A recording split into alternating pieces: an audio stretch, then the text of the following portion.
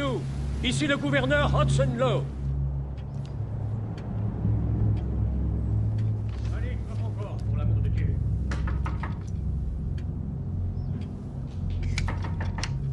Ouvrez!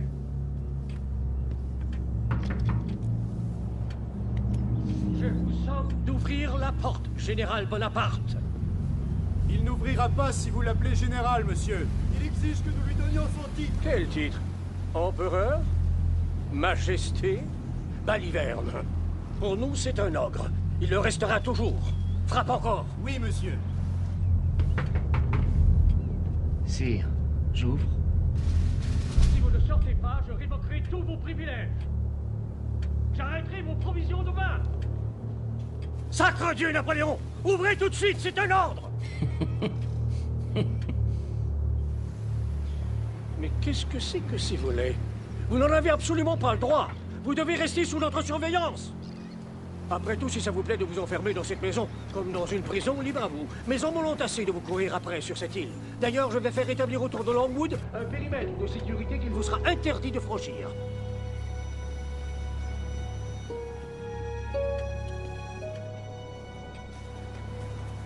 Mes respects, monsieur le gouverneur. Vous n'avez pas à traîner ici, Miss Balcombe. Vous pouvez me laisser passer?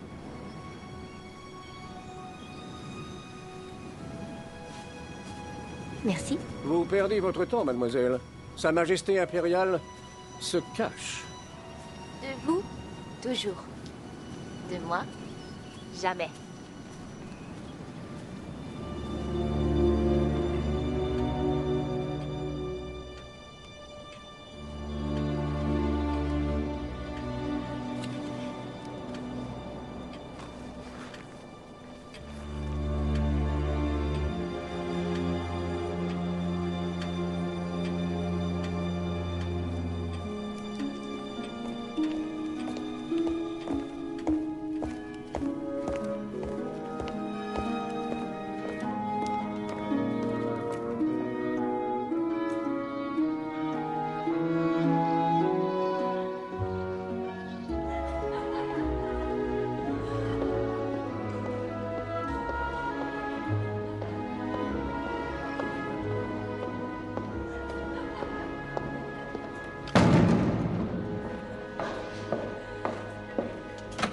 Général Bonaparte. Ah, revenez plus tard, Madame Talien est occupée. C'est le jour où elle tient salon. C'est comme la mode. Aujourd'hui, elle change aussi vite que les hommes politiques.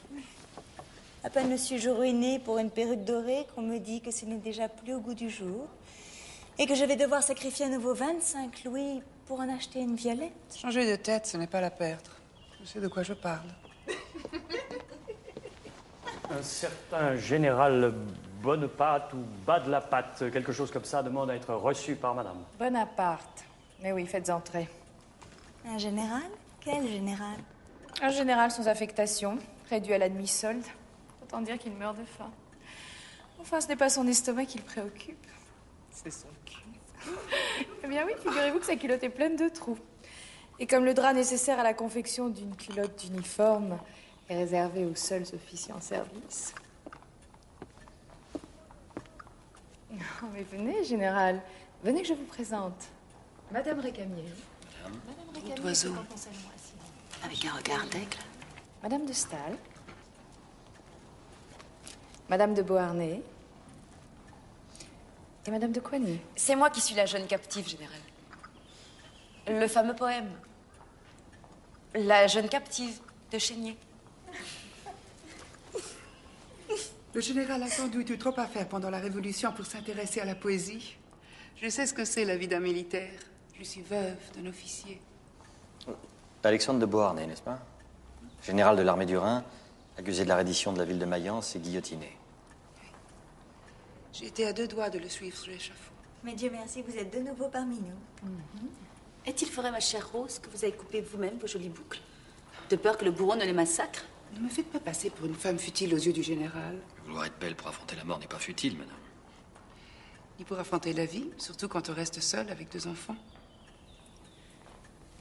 Général, j'ai pour vous de bonnes nouvelles. J'ai pu me procurer une pièce de drap. Il y aura de quoi vous faire faire, non pas une, mais 2 culottes. 2 fois merci. Ainsi qu'à toutes ces dames. Général, une tasse de chocolat. Chaud. C'est un pur délice. Nous en buvions des quantités aux Antilles. Aux Antilles? Oui, c'est là où je suis née. Mon père possédait une plantation de canne à sucre avec 200 esclaves. Un royaume dédié au sucre et au soleil. Imaginez-vous, ma baignoire était une rivière au milieu des hibiscus et des orchidées. J'adorais m'y baigner toute nue.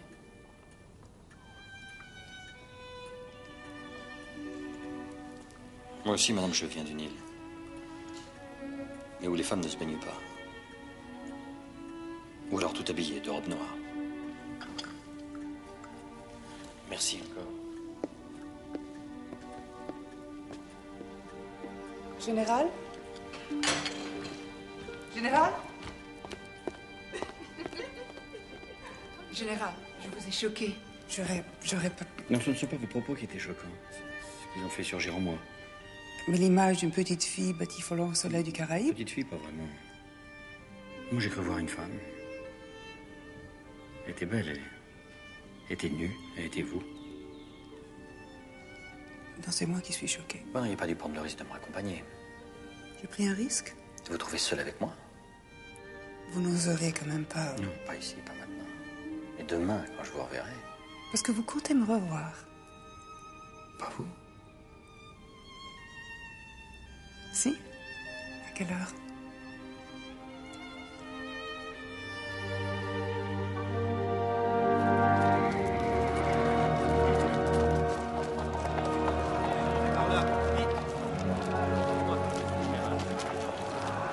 Ce qui m'inquiète le plus, c'est ce secteur. La rue Saint-Honoré et le palais Égalité. Parce que si les insurgés dévalent sur nous en descendant depuis Saint-Roch... Raison de plus pour agir. Crois-moi, Barras. Pour l'instant, ce n'est qu'une simple émeute. Une simple émeute 25 000 royalistes enragés qui marchent sur la Convention avec l'intention de s'emparer des députés et d'assassiner la République. Tu appelles ça une simple émeute? Quelles sont vos forces? Rappelle-moi ton nom, citoyen. Général Bonaparte, actuellement sans commandement. Ah ouais, Bonaparte. Artilleur, c'est ça? Eh bien, nos forces, ce sont 4 000 hommes au camp des Sablons. Sous les ordres du général Menou. 4 000 contre 25 000. Pas de canon? Non. Menou les a laissés au Sablon sous prétexte qu'il ralentissait sa marche. Il nous faut cette artillerie. Demandez au chef d'escadron Murat d'aller nous chercher ses canons, je le connais. C'est pas un homme, c'est un torrent, rien ne peut l'arrêter. Sitôt que nous aurons cette artillerie, il faut la disposer comme suit. Une batterie là, une autre ici, une autre là, une autre en enfilade sur ce pont, et une dernière à cet endroit.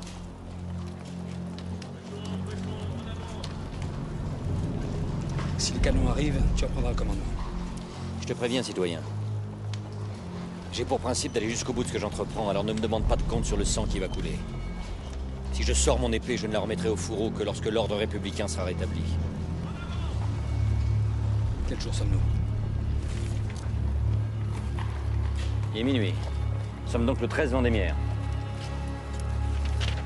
Ta nomination comme chef d'état-major. À toi d'agir maintenant.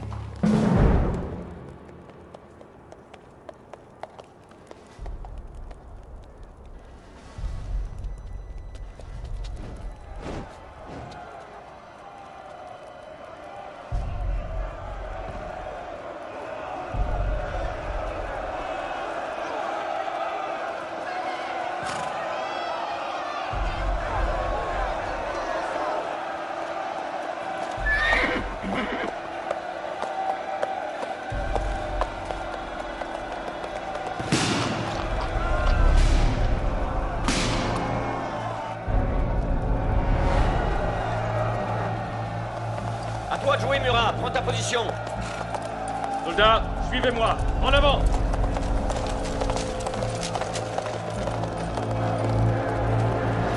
Genou terre.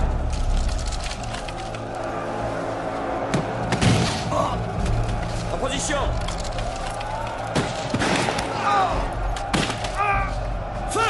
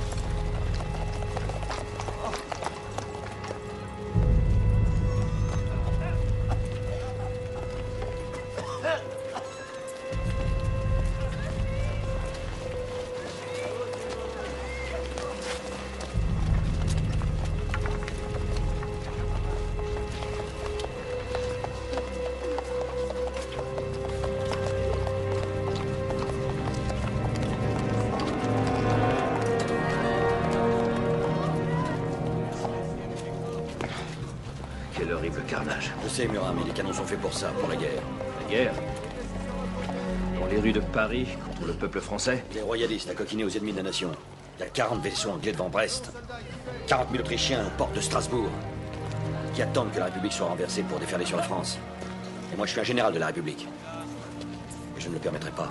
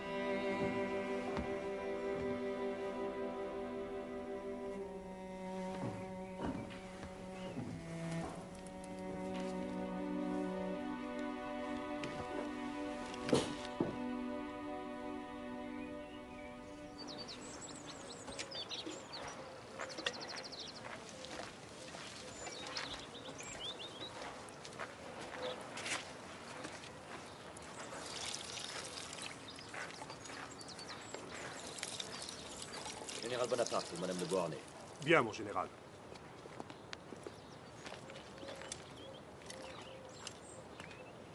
Bonjour. Bonjour. Bonjour. Oui, général.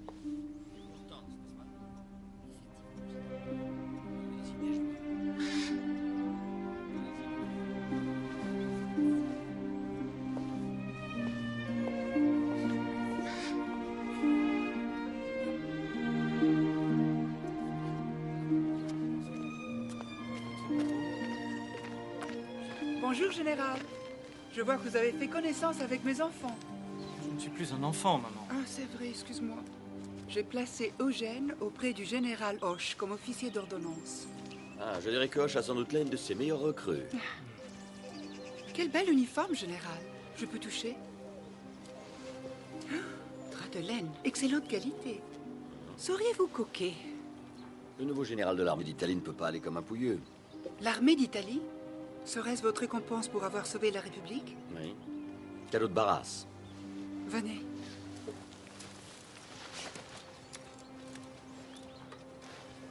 Eugène a le sens de la discipline, ça se voit tout de suite. Si je l'avais sous mes ordres, j'en ferais un grand soldat.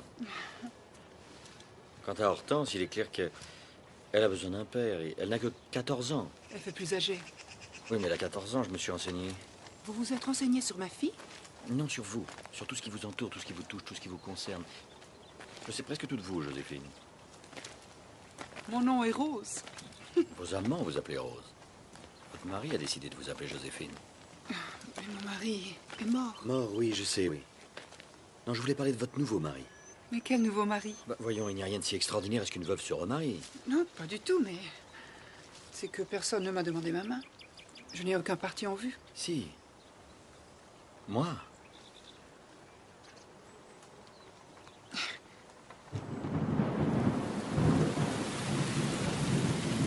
Excellent travail de fonderie. Ces bêtes-là doivent porter largement au-delà des 2000 mètres. Vous n'êtes pas de cet avis, Muron? Si, mon général. Sauf que ces canons ne sont pas prévus pour nous, mais pour l'armée du Rhin. Pour l'armée d'Italie, qu'est-ce qu'il y a de prévu? Rien. Je pense à rien. Comment croit-il que je puisse repousser les Autrichiens avec rien? C'est-à-dire que la plupart de vos hommes n'ont déjà même plus de souliers, alors les canons... Pas de souliers, pas de canons. Ils auront de la cavalerie, au moins? Oui, tout un régiment, général. Tout de même. Mais il y a un problème. C'est que les cavaliers n'ont plus de chevaux. Ils les ont mangés. Pardon? Ah oui, c'était ça, ou mourir de faim.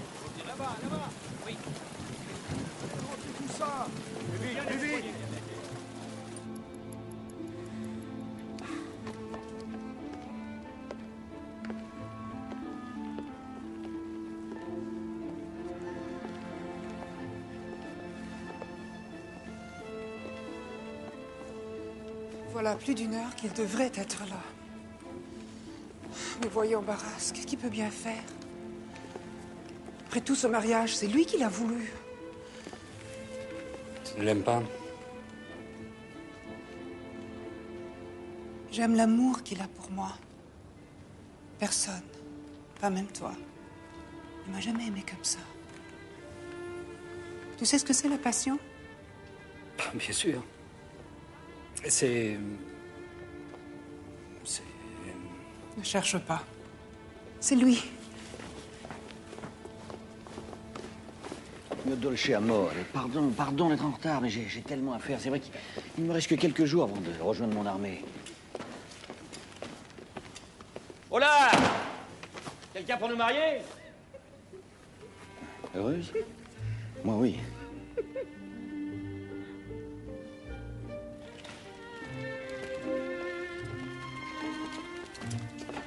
Attendez, j'ai quelque chose à vous dire. Oui, quoi? Vous n'êtes pas marié.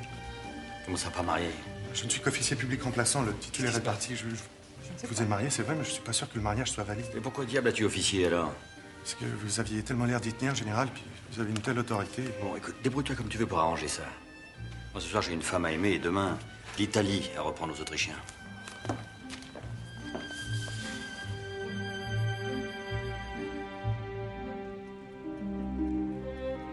Pourquoi tu viens pas avec moi? En Italie? Oui.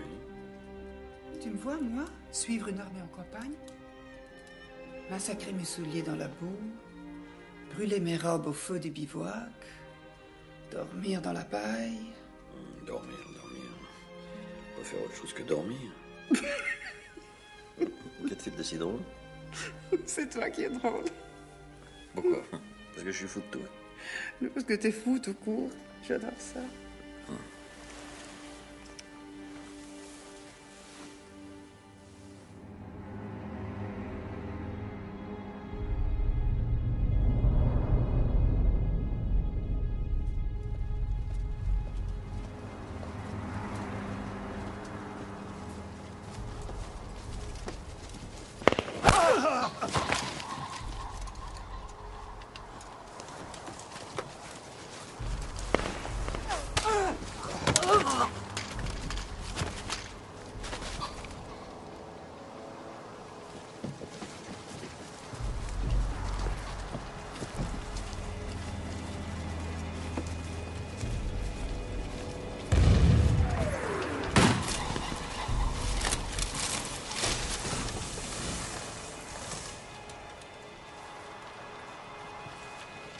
Comment l'ennemi fait-il pour nous voir? Il nous repère au bruit. Toute une armée en marche, ça fait du raffut. Oui, ils sont bien tapis, bien immobiles, bien embusqués dans cette saleté de brume.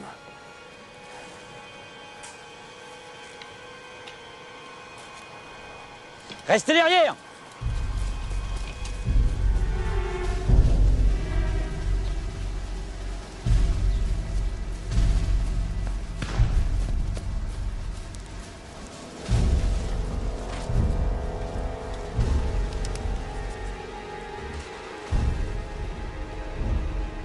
Faut s'emparer de ce pont. Il est impossible à contourner. Et les canons, il est sous leur feu. On va se faire massacrer.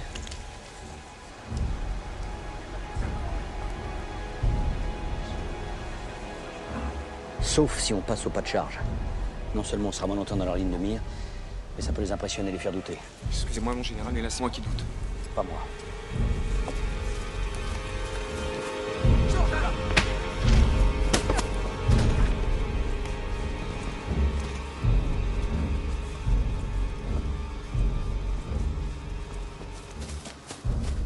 La charge. Bas la charge. La charge, général? Vas-y, garçon. Et mets-y tout ton cœur.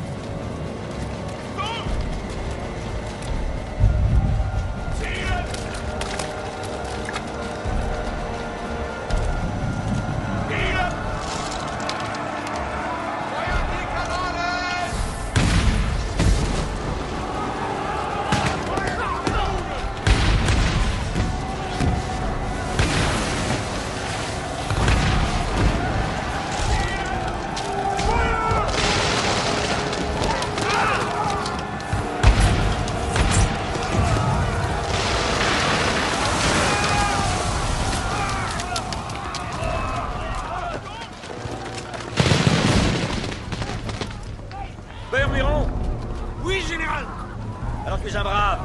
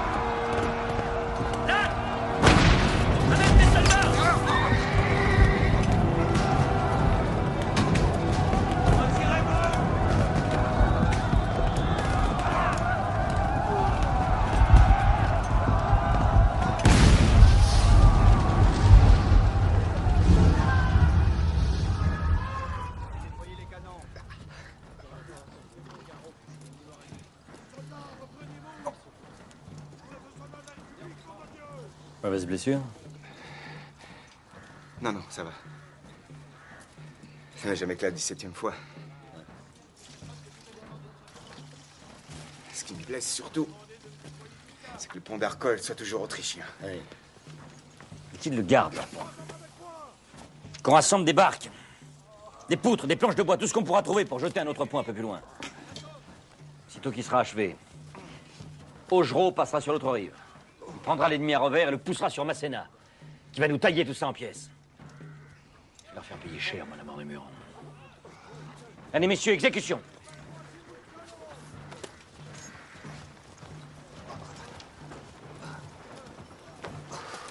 Épuisé. Inquiet du sort de la bataille. Non, non, c'est à propos de Joséphine. Elle m'a pas écrit de lettre depuis 15 jours. Non, mais j'aurai sûrement une lettre demain ou après-demain. Mille pardons, général. Désolé. Elle est arrivée ce matin. Tu l'as ouvert? Mais non. C'est seulement qu'elle a fait toute la bataille. Je ne t'écris pas aussi souvent que je le désirerais, mon cher Bonaparte. Parce que j'ai bien peu de moments que je le désirerais, mon cher Bonaparte. J'ai rencontré lors d'un souper chez Barras, ne t'écris pas aussi souvent que je le désirerais, mon cher Bonaparte. Parce que j'ai bien peu de moments à ma disposition. Souvent que je le désirerais, mon cher Bonaparte. Moi, oui, parce que j'ai bien peu de moments. Cela me ferait tant plaisir de meubler notre maison. La dernière et le plus belle la pauvre fortune qui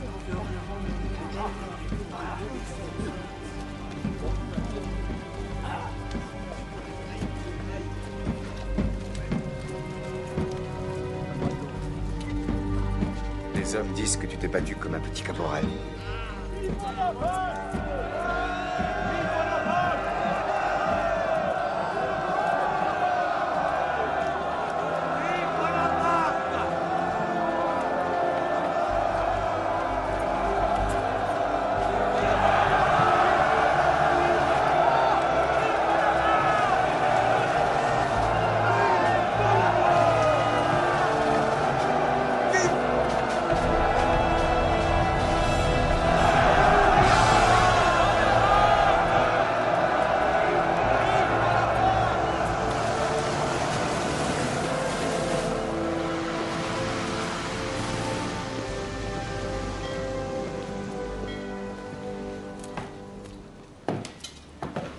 Posez ça là.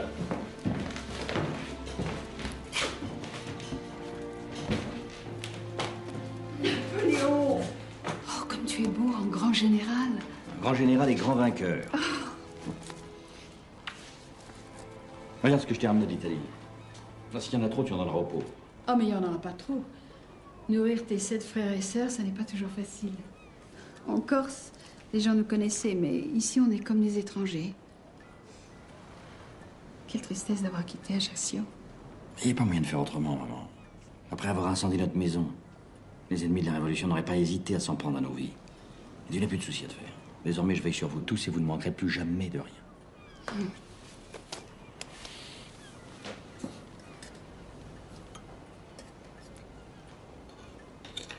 Tu dois te préparer à quitter Marseille. Je veux enfin te présenter ma femme. Quand tu la connaîtras... Je n'ai pas à la rencontrer pour savoir qui elle est. Tu n'as pas fait un bon mariage, Napoléon. Tu méritais mieux. Tu aurais au moins pu lui écrire pour la féliciter. Moi? Je ne saurais pas le faire. Je t'ai préparé une lettre pour Joséphine. Il suffira de la recopier et de la signer. Tu le feras, n'est-ce pas? Je tâcherai de le faire. Mais je ne veux pas cette femme entre nous. Tu n'aurais même pas dû m'en parler.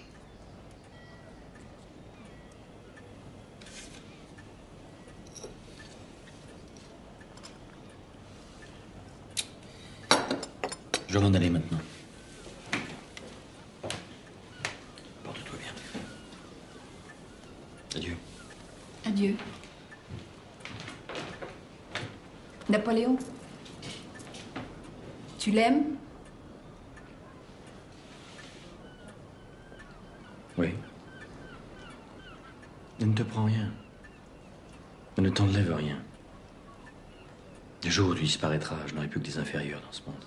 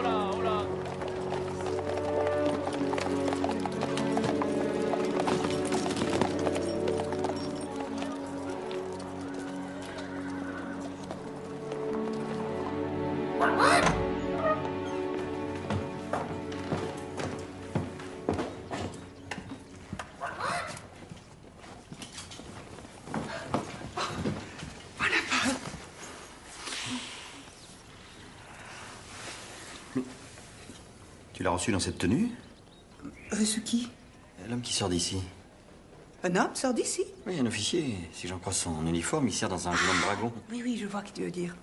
Le capitaine Hippolyte Chard. Il me sert de chaperon. Il venait m'apporter des places de théâtre. Ah, parce que tu vas au spectacle? Eh ben oui, où est le mal? Tu es parti si longtemps, tu veux pas que je reste cloîtrée ici, non? Et tu l'as reçu dans ce déshabillé indécent, à moitié nu. Mais voyons, Bonaparte. Mais le pauvre garçon n'a fait qu'entrer sortir. Ils sont où ces fameux billets? Je ne sais pas. Peut-être il les a remis à Constant, mon valet. Demande-lui. Tu es jaloux? Pourquoi ne m'as-tu presque pas écrit? Sinon, ces pauvres lettres froides qu'on s'envoie par politesse après 15 ans de mariage. Moi, je ne sais pas caresser avec les mots. Moi, il faut que je touche. Peau contre peau. Tu m'as tellement manqué. Tu es parti si longtemps. Non, je suis contente que tu sois là. Je pensais à cet instant tous les jours. J'ai bien compris de tes lettres. Elles étaient brûlantes. J'ai même craint que tu allais te précipiter sur la première Italienne venue.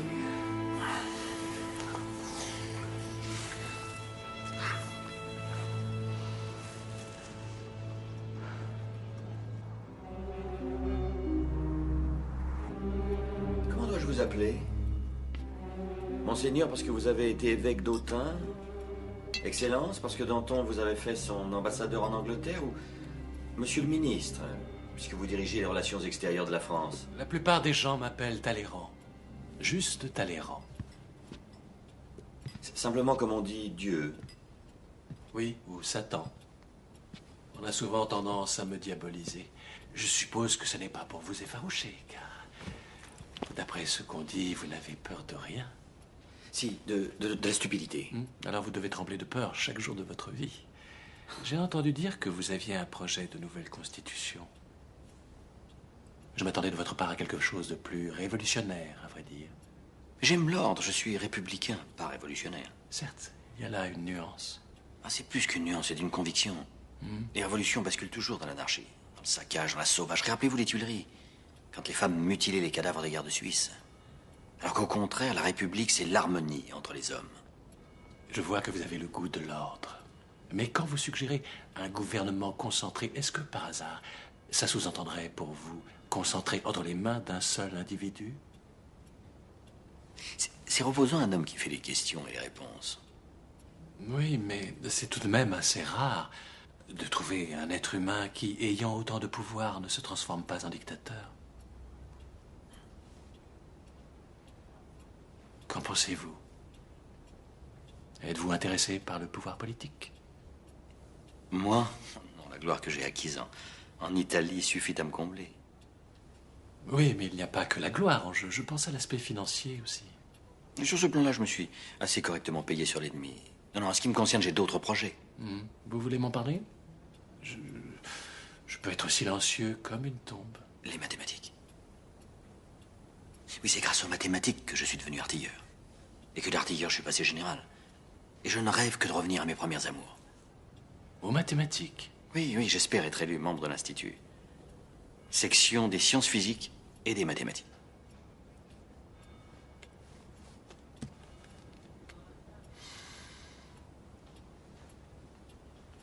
Et c'est tout? Pour le moment.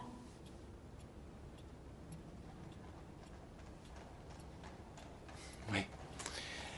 À vos modestes ambitions. Santé.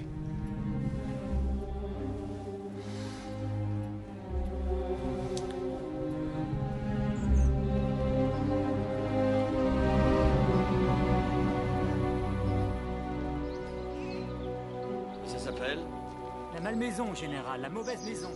En souvenir des barbares normands qui débarquèrent ici autrefois et y commirent d'horribles méfaits. Et je vais ouvrir la maison. Eh bien, moi, j'en ferai la maison du bonheur. C'est vrai que comme ça, elle n'a pas fière allure. Mais si tu me laisses m'occuper de tout... Où avez-vous appris à tenir une maison? Serait-ce aux Antilles? Comme une petite sauvage? Une petite sauvage qui a toujours su ce qui était beau. Et qui a toujours su ce qui était cher aussi. Plus de 300 000 francs pour une simple maison de campagne. C'est pas toi qui payes. Ça, c'est certain, oui. Mais c'est autant de moins pour ta famille. Oh, je t'en prie, Joseph. Tu peux pas m'accuser de négliger ma famille. J'ai toujours fait passer votre bien-être à vous tous avant le mien. Et puis, mon cher beau-frère, la famille Bonaparte, c'est aussi moi. Je préfère vous attendre dehors. Ça pue sûrement le renfermer là-dedans. Je vous attends dehors.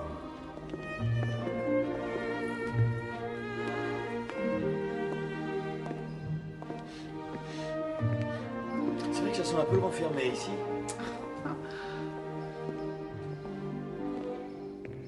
Bientôt, ça sentira bon. La joie, la vie, l'amour. Tu sais que quand j'étais encore toute jeune, une voyante m'a prédit qu'un jour je serais plus qu'une reine. Aujourd'hui, je sens qu'elle a vu juste. Voilà mon palais, dont tu seras le roi. Être ton mari me suffit. Je n'aime pas les rois.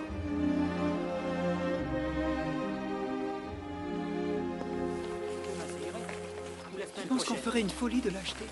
Je pense que 300 000 francs, c'est une somme énorme pour un général qui n'a que sa solde. Tu veux beaucoup plus, car si tu voulais... Je sais, oui, ça c'est aussi la vie de Talleyrand. Elle fait que les Français sont excédés d'être gouvernés par des hommes pourris et corrompus. Et pas au point de se soulever. Peut-être que ton intérêt pour le moment, c'est de te tenir à l'écart. L'idéal étant même d'aller chercher au loin de nouveaux triomphes militaires. Si tu dis ça, c'est que tu as déjà ta petite idée. Une petite idée, oui. Une idée grandiose, Joséphine. L'Égypte. L'Égypte? Pourquoi l'Égypte? Parce que tenir l'Égypte, c'est couper la route des Indes aux Anglais. C'est leur rappeler que nous ne les laisserons jamais se prendre pour les maîtres du monde. De plus, notre consul au Caire nous dit que l'Égypte est un pays de richesse prodigieuse. À mon retour, j'aurai largement de quoi te payer la malmaison. Voilà pourquoi tu rentreras dans l'histoire. Bonaparte, premier général, avoir fait une guerre pour offrir une maison à sa femme. Merci.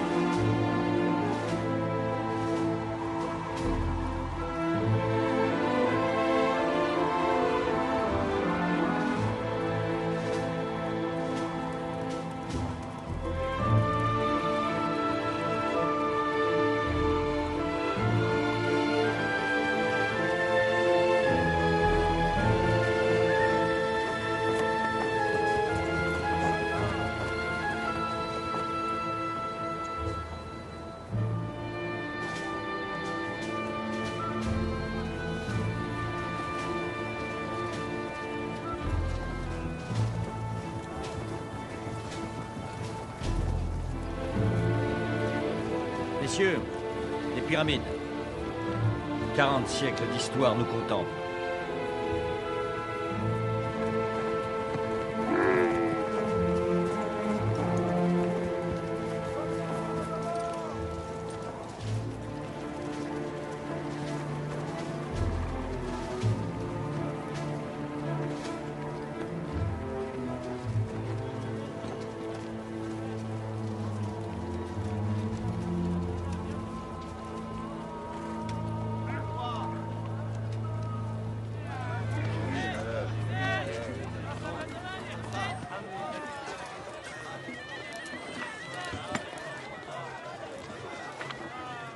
Eh bien, Rustam, le thé. Admirez le travail de mes cartographes, Saint-Hilaire. Voici l'Égypte telle qu'elle était au temps des pharaons. Tout y est, même le canal. Le canal, général? Ah, vous ne saviez pas? Les pharaons avaient construit un canal reliant le Nil à la mer Rouge. Non. Commencé sur le roi Néchao et achevé sur les Ptolémées, c'est un ouvrage prodigieux qui a résisté pendant près de 1000 ans au temps, jusqu'à ce qu'il disparaisse englouti par les sables. Croyez-vous qu'on puisse en retrouver les vestiges? Oui, sans aucun doute. Si l'on entreprenait des fouilles dans cette zone-ci, nous mettrions certainement à jour des merveilles qui révéleraient au monde la splendeur extraordinaire de la civilisation égyptienne. Une meilleure idée serait de creuser un autre canal qui relierait la mer Rouge à la Méditerranée. En partant de Suez, par exemple. Qu'en pensez-vous? C'est-à-dire que moi, je m'occupe de zoologie, alors. Ces histoires de canaux. Mais mon cher Saint-Hilaire, un savant doit être curieux de tout. Je me suis bien fait traduire le Coran, moi. Et ça vient d'être traduit de l'anglais. Ne fais pas d'illusions. À Paris, on dira que l'Égypte est un échec politique et un gouffre financier. Je compte sur vous et vos collègues pour faire taire mes détracteurs. À vous de faire savoir partout que notre épopée aura des effets incalculables sur la civilisation. Ce sera notre façon de vous remercier pour ce beau voyage, général. Soldats de l'armée française, la perfidie de vos chefs vous impose une guerre qui n'est pas la vôtre. Retournez dans vos foyers. En somme, les Anglais appellent mes hommes à déserter, en inondant nos lignes de ces petits torchons. Ça n'aura aucun effet sur eux. Je n'en suis pas si sûr. Les hommes ont les nerfs à vif. La plupart du temps, il faut les forcer à obéir. Que leurs officiers la reprennent en main, ils sont là pour ça. Les officiers, ils disent que tu es le bourreau de tes soldats. Que jamais tu ne seras en mesure de faire la conquête de l'Égypte. Et c'est déjà fait, Murat. L'Égypte est à nous, enfin presque. Le Caire est une ville française, le delta du Nil a été pacifié. Il ne reste plus que quelques régiments turcs et une poignée de tribus arabes à soumettre. Les Turcs et les Arabes sont protégés par les Anglais. Mais sois lucide, Bonaparte. Tu dois t'arrêter.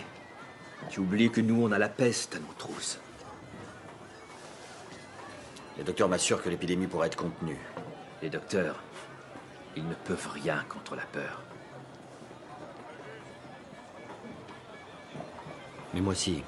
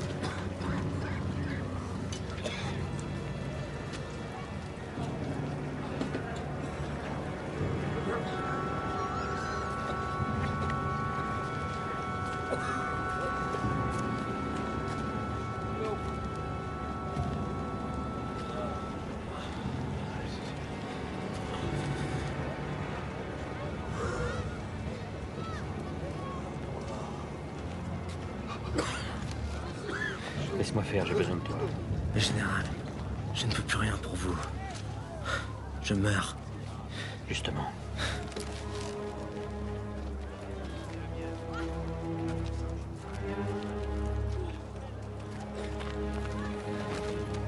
Le premier qui tourne les talons sera considéré comme déserteur. Il sera passé par les armes. L'un d'entre vous connaît cet homme? Je crois que c'est Caroubert, général. Un de tes camarades? C'est-à-dire... on est du même village, dans le Jura, général. Je parle lui du Jura.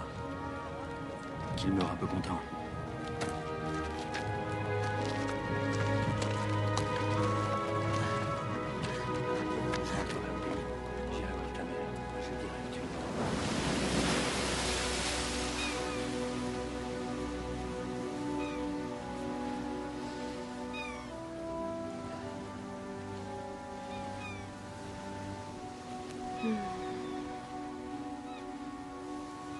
Viens, maman, il faut rentrer, l'air devient frais. Tant qu'il y a la lumière, j'aime mieux rester. Mais tu vas t'user les yeux, et tu risques d'attraper froid. Et ce n'est pas ça qui le fera revenir plus tôt. Et s'il ne revenait pas du tout? Mais s'il va revenir, bien sûr. Comment? On dit que les Anglais ont coulé les bateaux français. Comment peut-il rentrer?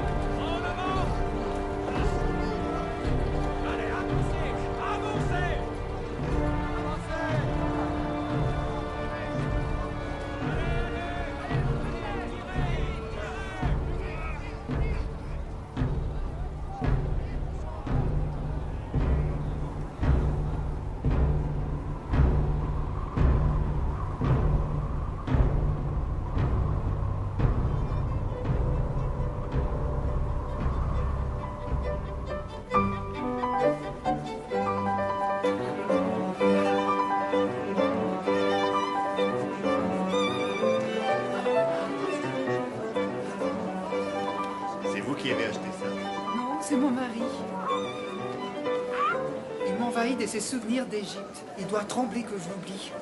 Laissez-moi vous y aider. Ne vous prenez pas pour Bonaparte, Hippolyte. Mon cher Barras, tu es malvenu de critiquer Bonaparte. C'est toi qui l'as remis en scène. Pour réprimer une émeute, pas conquérir un pays. Il coûte cher son expédition d'Égypte.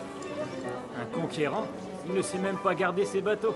L'amiral Nelson les a coulés comme des jouets. Le problème le plus grave, c'est que son armée est décimée par une épidémie de peste. C'est fort embarrassant, tous ces désastres. Ça va finir par lui donner envie de rentrer. Son retour sera éclipsé par un autre. Je veux dire, le retour du roi. Ne comprenez-vous pas que le gouvernement du Directoire est condamné? Que la montée de Louis XVIII sur le trône devient inévitable? Mais ta voix vibre, comme si tu n'attendais que ça. Pourtant, tu es membre du Directoire. Et s'il tombe... En cas de restauration de la monarchie, je suis assuré du titre de duc. Et du gouvernement de l'île Bourbon. Bien joué, Barras. Je vous engage tous à faire de même. Garantissez votre avenir. Prenez vos précautions, mes amis. Louis XVIII est prêt à promettre n'importe quoi à qui l'aidera à coiffer la couronne. Madame.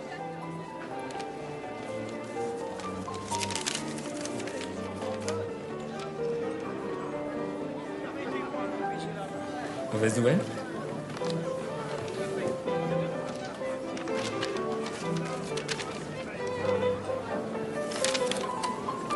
Il est de retour. Il est de retour. Qui? Bonaparte! Bonaparte est en France.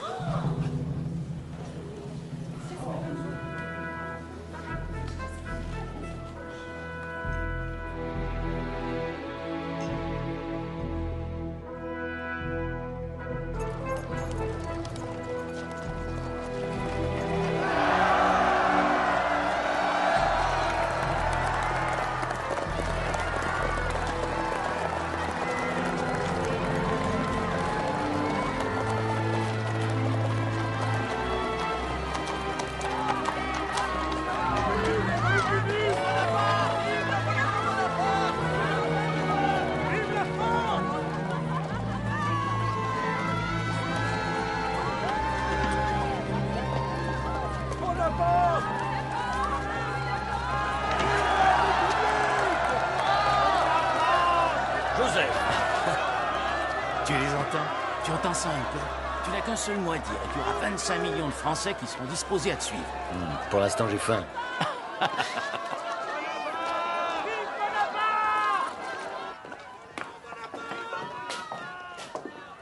Ce qu'il y a de meilleur ici à Lyon, ce sont les tripes. C'est leur spécialité. 2, je vous prie. Oui, monsieur.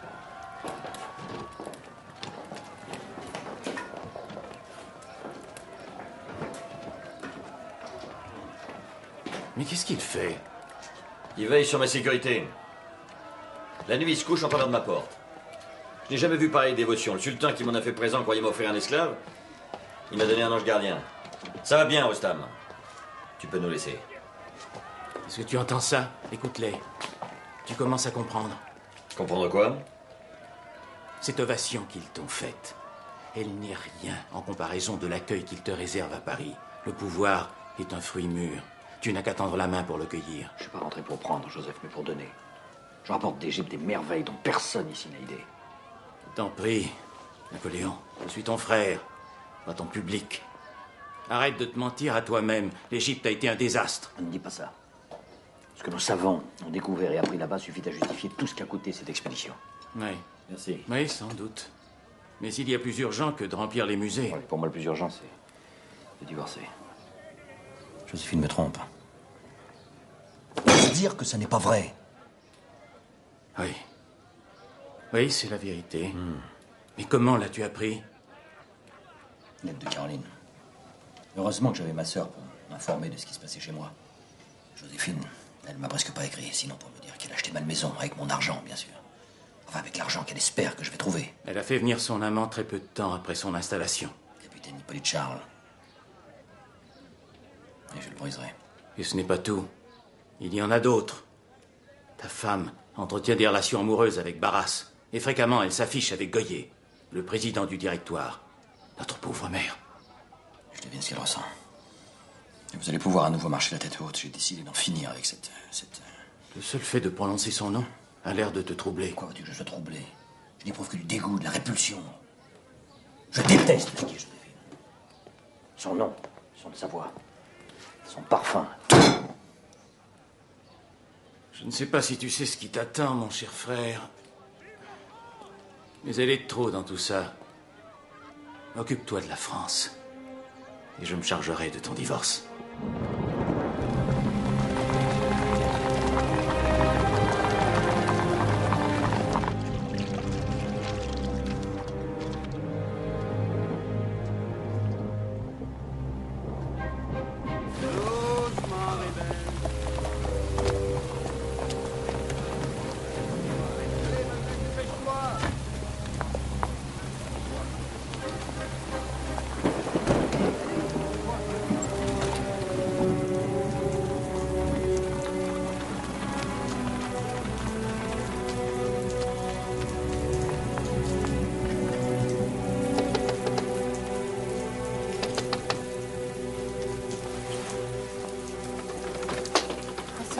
Bonsoir, madame.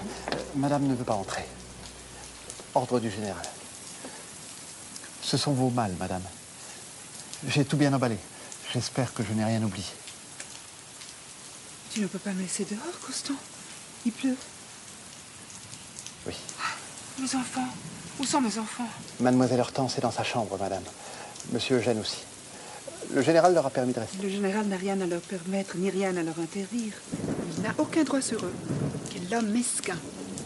Se servir des enfants pour punir la mère. Et me punir de quoi? De n'avoir pas été là pour l'accueillir quand elle est arrivée?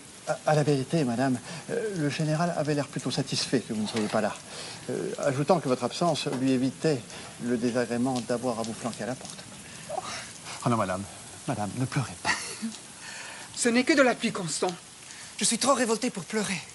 Même quand j'ai été traduite devant le tribunal révolutionnaire. Et Dieu sait si ces gens-là étaient sans pitié. On m'a permis de m'expliquer. Mais lui, mon propre mari, me condamne sans m'entendre. Tu trouves ça juste, toi, Constant? Eh bien, non, non. Alors laisse-moi entrer.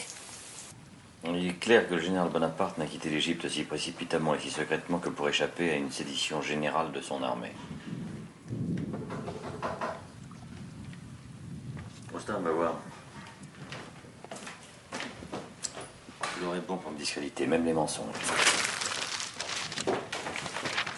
C'était femme pour général. Elle voulait entrer, j'ai dit non.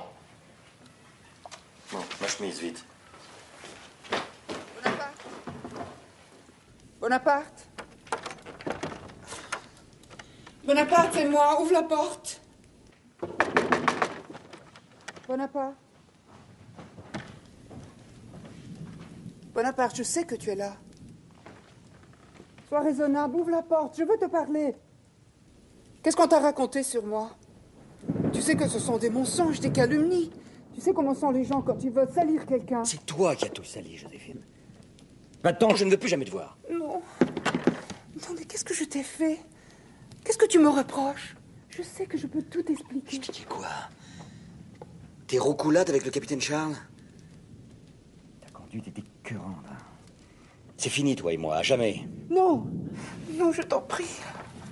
Laisse-moi entrer. Je t'en prie, tu sais que je t'aime. Laisse-moi entrer, je t'en supplie. Oh, Bonaparte.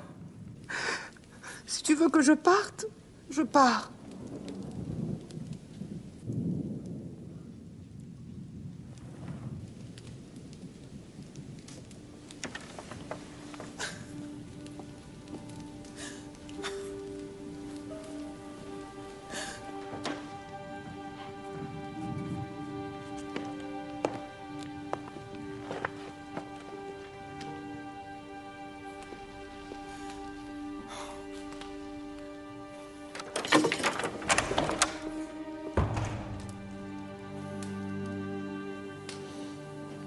C'était parfumé.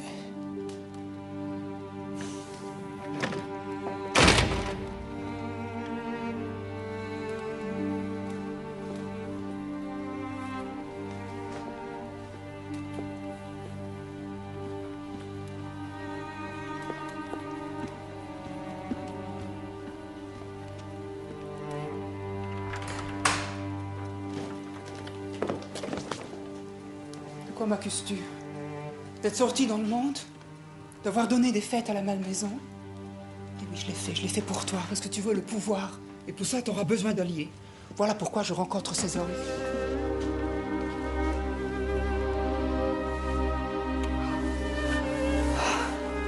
Je crois en toi, Napoléon.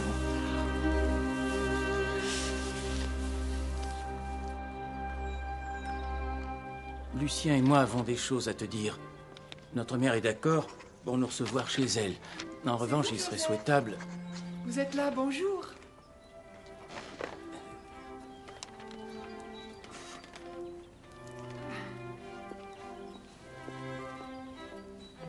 Mais ton divorce... Je me suis arrangé. Viens, parlons politique, veux-tu?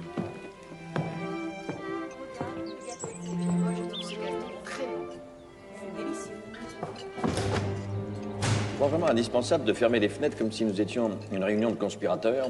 Je suis sûr que la maison de notre mère est surveillée. Un gouvernement aux abois est capable de tout.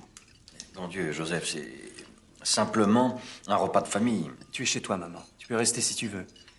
Mais j'aimerais autant que mes sœurs ne soient pas mêlées à tout ça. Au cas où ça tournerait mal, elles pourront jurer n'être au courant de rien. Ouais. Allez, les filles. Laissons-les parler. Il me semble que notre mère t'a prié de sortir, Caroline. Je sais ce que Lucien et Joseph veulent te proposer. Il te faut des appuis. Je peux déjà t'apporter celui de Murat. Murat? Mais qu'est-ce qui t'autorise à parler en son nom? Nous nous aimons tous les deux.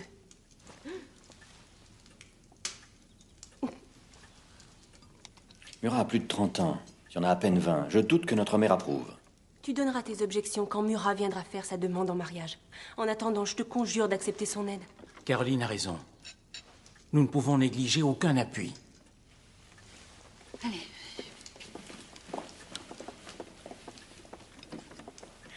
La partie qu'on te propose est audacieuse, Napoléon. Mais elle est jouable. Nous nous basons sur deux choses. La première, c'est le dégoût qu'éprouve le peuple pour le gouvernement actuel. La deuxième, c'est que pour ce même peuple, tu fais figure de héros. Tu veux renverser le directoire? Une chiquenote suffira. Et à sa place, Napoléon Bonaparte. Tu as toujours maintenu tes distances avec la politique. Tu es un homme loyal. Tu n'as jamais cherché à intriguer. Tu es l'homme que toute la France attend depuis longtemps.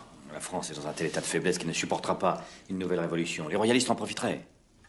Et qui parle d'une révolution? Les choses se feront dans la plus stricte légalité.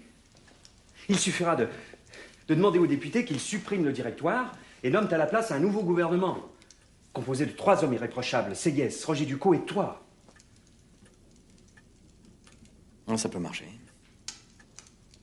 C'est possible si on réunit les députés des 2 chambres dans un lieu écarté où l'armée pourra faire pression sur eux sans pour autant déclencher une émeute dans la capitale. Voilà l'idée qui nous manquait. Et avec Murat à la tête des troupes, la situation ne peut pas nous échapper. Que dirais-tu du château de Saint-Cloud? Ce n'est pas trop près de Paris, et c'est très contrôlable. Saint-Cloud me convient parfaitement. Doit-on conclure que tu approuves cette petite affaire dont nous venons de parler? Ce que tu appelles pudiquement une petite affaire, mon cher Joseph, n'est rien d'autre qu'un coup d'État. S'il échoue, au mieux, nous nous retrouverons en prison. Au pire, sur l'échafaud. Tu es toujours sûr que Murat voudra nous suivre? Je réponds de Murat comme de moi-même. Il voudra simplement savoir au nom de quoi il engage sa liberté et sa vie. Au nom de quoi? Si l'on ne tente rien, Louis XVIII fera bientôt son entrée dans Paris. La République sera perdue et avec elle tous les acquis de la Révolution. Pour moi, en tout cas, c'est une raison suffisante pour prendre tous les risques.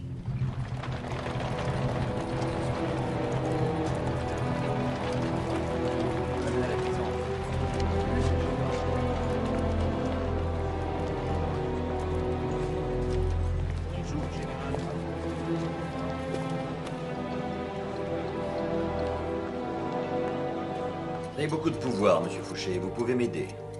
Il faut que vous contrôliez les portes de Paris le 18 Brumaire. Aucun envoyé du gouvernement ne doit pouvoir ni entrer ni sortir de la ville. Je veux aussi que votre censure surveille tout ce qui sera annoncé par la presse. Les gazettes ne seront autorisées à publier que ce qui sera décidé par mes amis et moi-même. En somme, vous me demandez de favoriser un complot. Je n'appelle pas complot le fait de débarrasser le pays d'un gouvernement de pourri et de corrompu. Même si je n'approuve pas toujours sa politique, je fais partie de ce gouvernement. Là, vous ferez partie du prochain. Si je réussis, j'aurai besoin de vous. Vous serez mon ministre de la police. C'est très généreux de votre part, mais je suis déjà ministre de la police. Alors, si vous n'avez pas d'autres arguments... Si, j'en ai un. Pendant la Terreur, vous avez massacré des centaines de royalistes. J'ai même entendu dire que vous les avez mitraillés à bout portant en les forçant à creuser leur propre tombe. Je suis sûr qu'ils n'auront pas oublié. Qui est avec vous? Tous. Généraux comme Murat et Lefebvre. Des politiciens comme Sieyès, Roger Ducos, Talleyrand. Talleyrand, vous avez mis Talleyrand dans la confidence, c'est terriblement imprudent. Il a toujours trahi tout le monde, Talleyrand. Il ne se trahira pas lui-même. C'est parfaitement là où réside son intérêt. Il attend beaucoup de moi et il a raison. S'il ne me manque pas, je ne lui manquerai pas. Et cette proposition vaut pour vous. Bien, c'est entendu. Je vais y réfléchir. Non, tout de suite, Fouché. Avec moi ou contre moi? D'accord avec vous. Mais si votre plan échoue... Au lieu d'être exécuté au nom du roi pour crime de barbarie, vous serez exécuté par le directoire pour conspiration. Votre seule chance d'y échapper, c'est moi.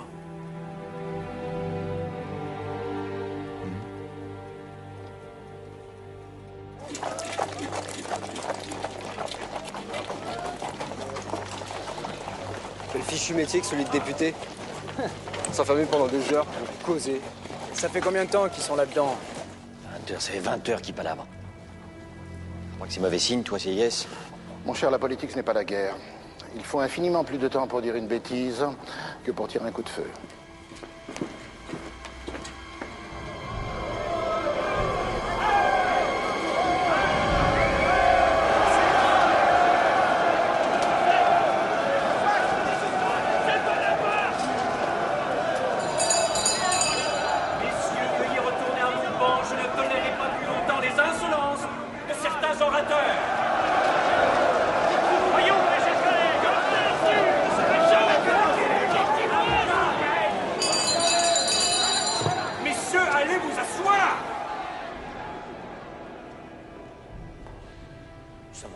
Là, sans rien pouvoir voir ni entendre. Sang-froid, général. Du sang-froid. Pendant que se joue le sort de la France. Et le mien? Le nôtre. Roger Ducos et moi avons autant à perdre que toi. Et si tu es victorieux, tu gagneras plus que nous. Non, pas du tout. Une fois élus, nous assurerons le pouvoir tous les trois. C'est entendu comme ça, je n'ai qu'une parole. Tu n'as qu'une seule parole? Oui. Oui, Murat. Quoi? Mais parle donc, bon sang, au lieu de jouer, c'est ma force, ça y est? Non. Ils ont voté? Talleyrand vient juste d'arriver. Il voudrait te voir.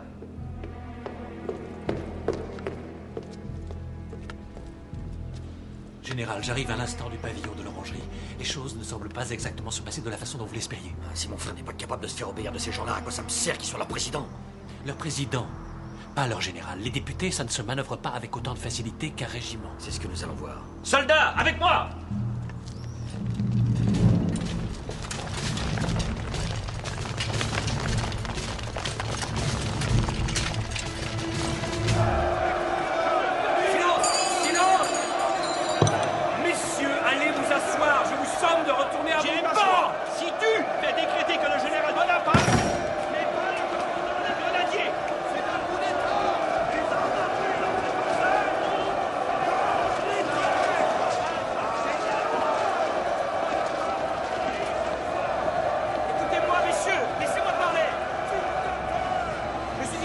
Servir la République.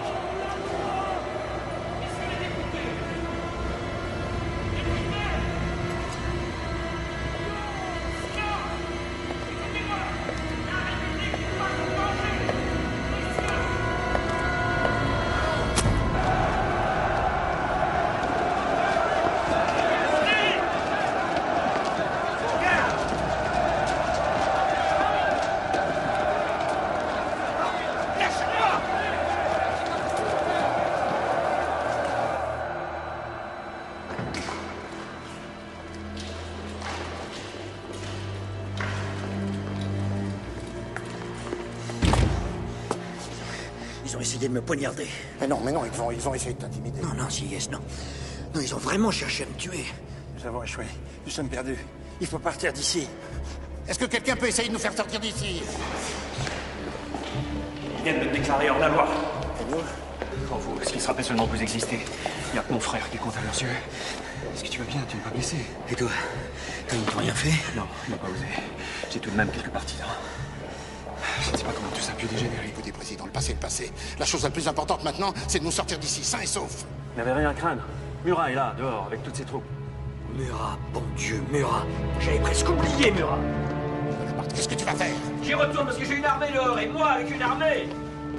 Il n'en a pas le droit, voyons. Ils l'ont mis hors la loi. Eh bien, il va les mettre hors la salle.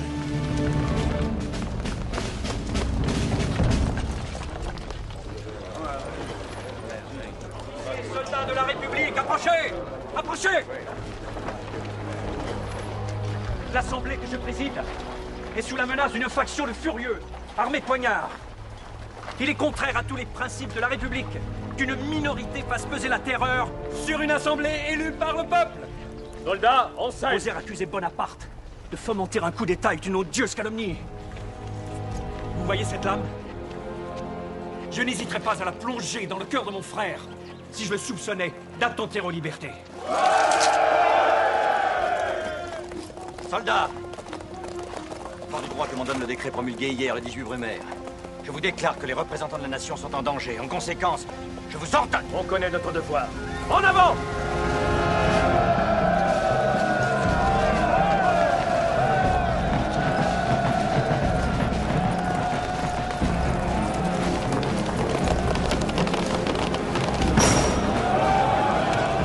Citoyens représentants, je vous informe que votre sécurité n'est plus garantie à l'intérieur de cette enceinte. Et je vous ordonne de quitter ce lieu sous la protection de l'armée. Grenadiers, en avant! Tout le monde, dehors!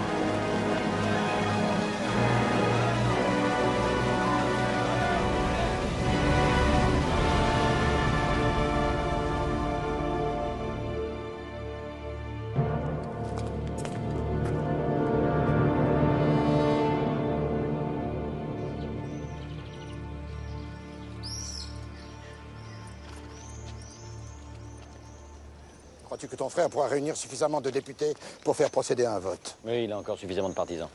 Quel que soit le résultat, il sera parfaitement légal.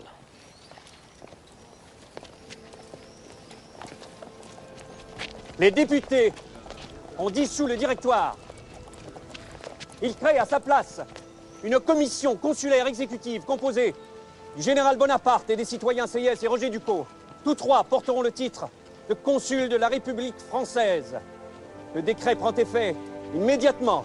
Officiers, faites présenter les armes au consul de la République. Présentez vos armes!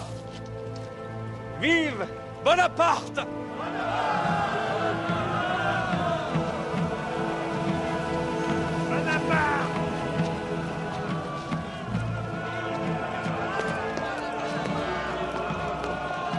Quelle heure est-il? À peu près 4 heures. Ça aura pris plus de temps que prévu. Oui, plus long que prévu. Je pensais que ça n'arriverait jamais.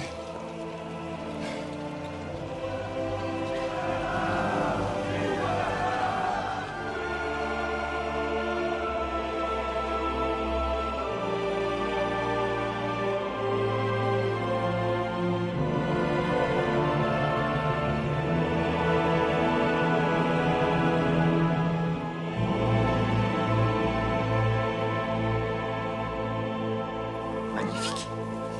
Admirable, éblouissant, incomparable. Solide et résistant, j'espère. C'est un costume qui vous fera toute votre vie. Oui, mais j'ai été nommé premier consul pour 10 ans seulement. Quel malheur qu'il n'y ait pas un miroir plus grand afin que vous puissiez voir combien il vous va bien. Le voici, mon miroir. Bien, comment me trouves-tu? Tu es? Je dois être rudement bien mis pour que mon joli miroir se trouble à ce point. Qui, tu sais, toujours là? Qui, je sais, t'attend dans la pièce à côté, en se chauffant au coin du feu. Il a dû être un chat dans une autre vie. Un chat? J'aurais plutôt un scorpion. Chut, Bonaparte. Il t'a appuyé sans hésiter. Tu veux dire qu'il s'appuie sur moi? Normal pour un boiteux.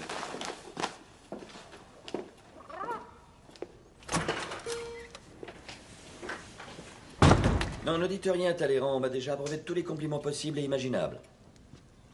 Mais je ne me fais pas d'illusions. Cet habit brodé ne suffira pas à rassurer les chancelleries que la France en a fini avec les désordres de la Révolution. C'est un fait que les cours européennes ont moins peur de la force de nos armes que celle de nos idées. Il convient donc de les rassurer en leur montrant que nous sommes redevenus des gens fréquentables. J'ai pensé qu'un aristocrate, un vrai, sachant manier l'insolence avec l'élégance d'un prince, pourrait redorer notre blason. Alors vous étiez le ministre des Relations extérieures du Directoire. Le premier consul vous reconduit dans vos fonctions.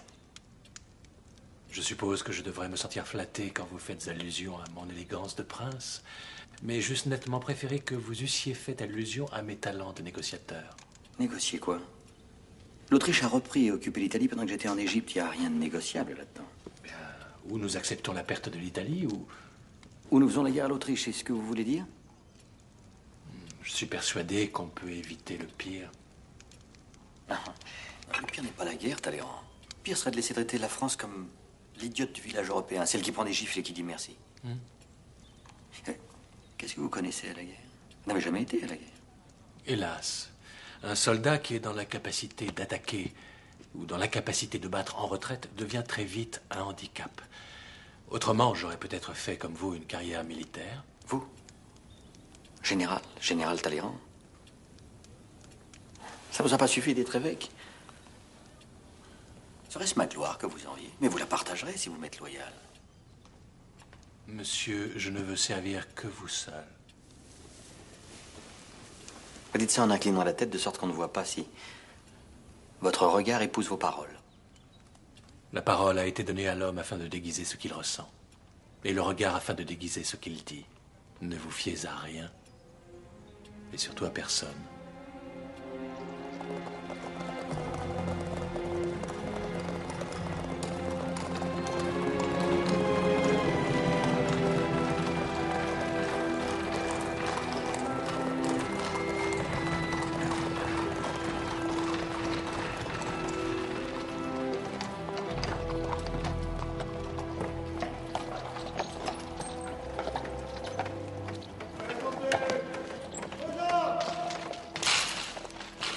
Pierre-Louis Roderer, que j'ai nommé conseiller d'État parce qu'il m'a bien servi. Et qu'il continuera. Monsieur le conseiller, je suis charmée. Soyez la bienvenue aux Tuileries, madame.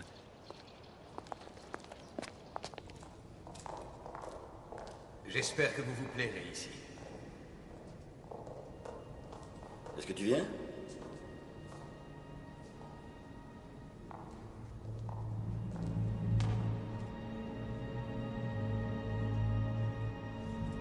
Bah, ici, s'il vous plaît. Ici, le salon des nobles. S'il vous plaît, par ici. Et ici, nous entrons dans les anciens appartements de la reine Marie-Antoinette.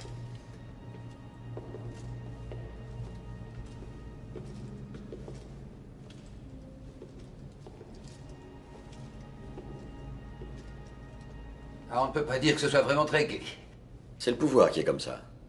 J'espère au moins qu'on a mis des draps neufs. Oh, es-tu bête? Qu'est-ce que j'en sais, moi? Si tu veux absolument loger aux Tuileries, installons-nous dans un autre appartement. Celui-là sent le malheur. Superstition. Quand ça sera meublé et tapissé selon tes goûts, tu t'y plairas beaucoup. Et puis quand l'atmosphère des Tuileries te paraîtra trop pesante, nous irons nous réfugier à la Malmaison. Je te prends mot. Allons-y tout de suite à la Malmaison. Non, non, alors ne fais pas l'enfant. Demain peut-être. Demain peut-être. Quand nous nous sommes mariés, je pouvais te demander n'importe quoi. Tu répondais oui tout de suite. Maintenant, c'est toujours demain peut-être. Tu m'aimes moins, Bonaparte.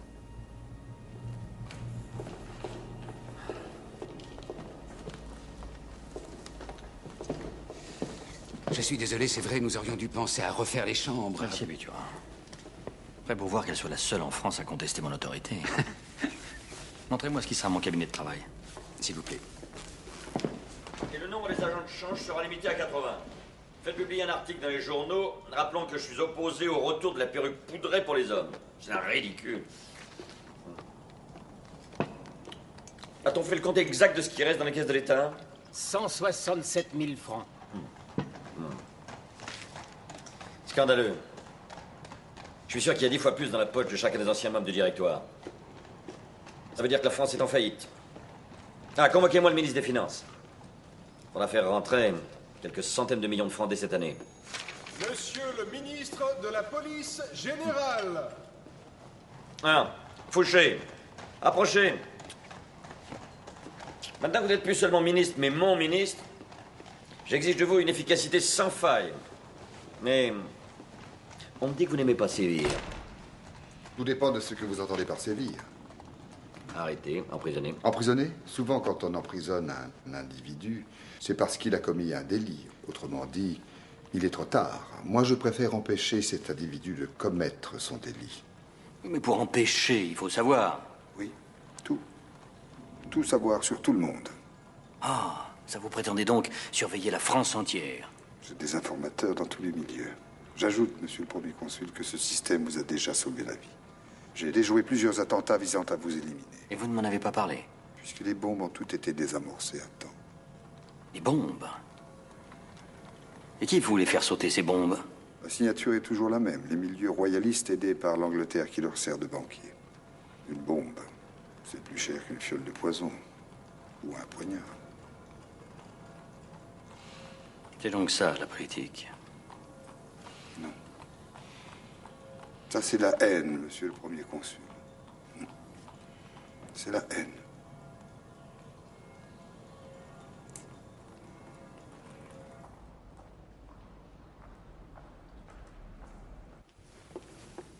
Comment vous n'êtes pas habillé?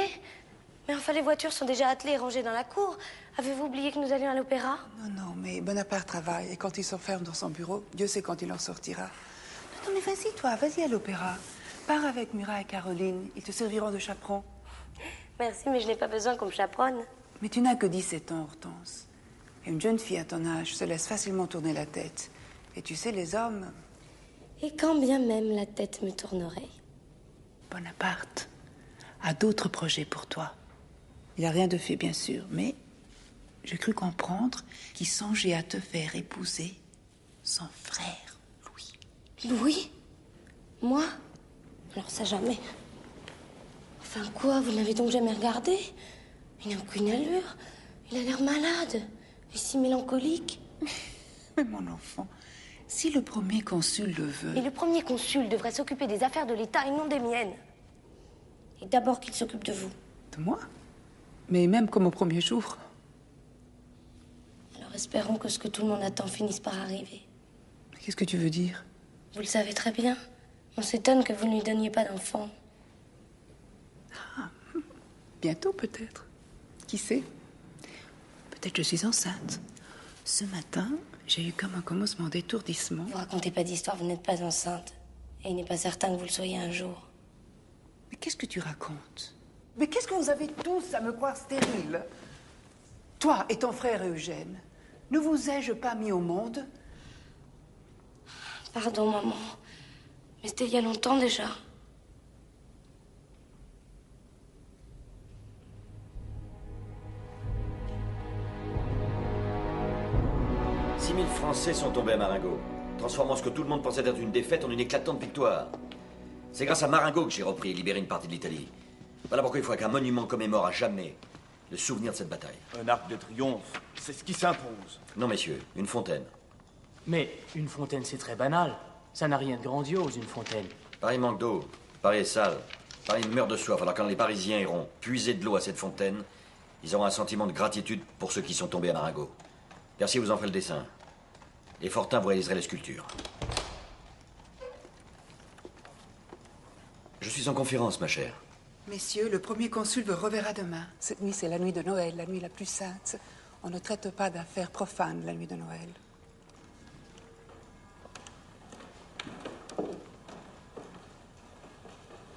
Mais pour qui prends-tu? Pour ta femme. Nous avions prévu d'aller à l'opéra et nous irons. Viens. Non, certainement pas. Non. Vas-y, toi, moi j'ai du travail.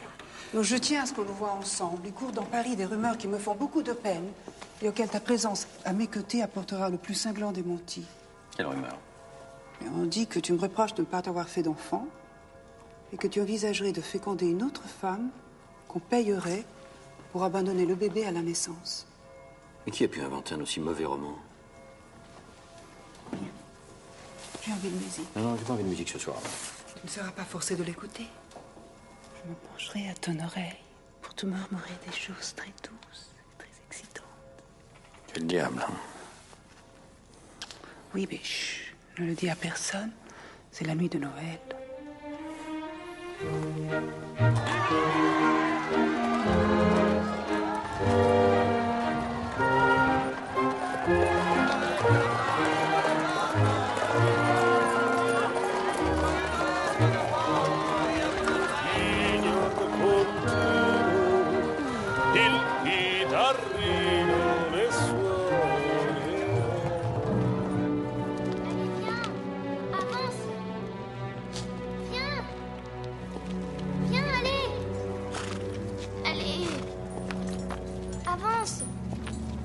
Qu'est-ce que tu essaies de faire, petite? On m'a dit d'écarter ma charrette. Un cortège doit passer. Il ne passera pas. Il a pris un autre itinéraire. Belle bête.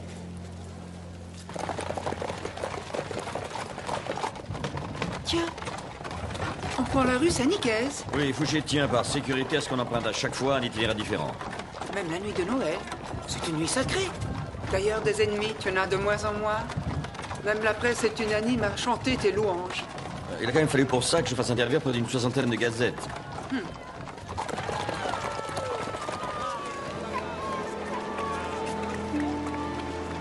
le premier conçu! Vive Bonaparte!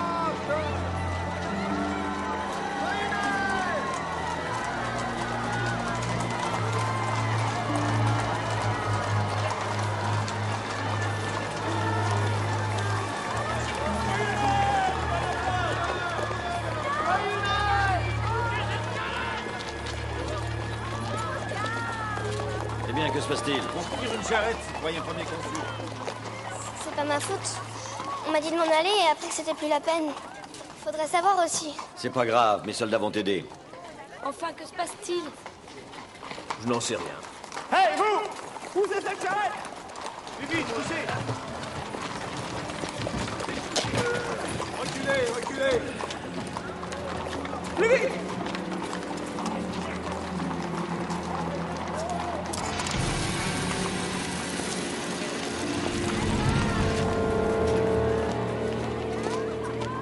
Comment t'appelles-tu? Isabelle. Dans les contes de Noël, les princesses s'appellent souvent Isabelle. Je suis pas une princesse, monsieur. Non, cette nuit, non, mais demain. Tu dois croire en l'avenir.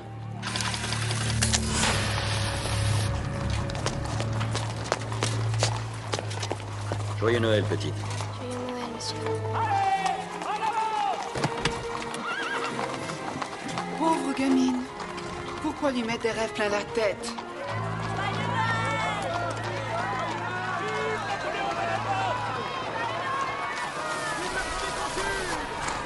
Tu sais bien qu'elle ne sera jamais qu'une pauvre mendiante. C'est toi qui le dis. Moi, je veux une France où rien ne sera impossible à personne.